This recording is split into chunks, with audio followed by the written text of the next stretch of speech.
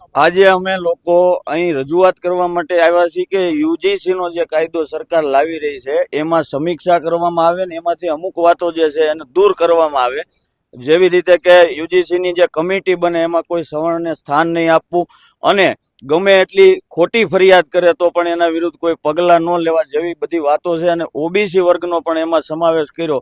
ત્યારે અમારી વાત એવી છે કે ભાઈ ક્ષત્રિયથી લઈ અને બ્રાહ્મણોની અમુક પેટા જાતિઓ છે એ ઓબીસીમાં સમાવેશ છે. એટલે ઓબીસી કોઈ જાતિ નથી ને જે જાતિ ન હોય એ જાતિ વિશે ટિપ્પણી થાય આવી વાત ક્યારેય કોઈ માન્યમાં આવે નહીં. આ ફક્ત ને ફક્ત અત્યાર સુધીના રાજકીય પક્ષો દ્વારા જે ઘોર પાપ કરી અને હિન્દુઓને અલગ અલગ વેચવાના પ્રયત્ન થયા એ જ પગલે આજે ભારતીય જનતા પાર્ટી પણ ચાલી રહી હોય અને મોદી સરકાર જે હિન્દુત્વનો આપણે જેને ચહેરો માનતા હોય એની સરકારમાં જો આવી વાત થાય તો એ ખૂબ દુર્ભાગ્યપૂર્ણ છે.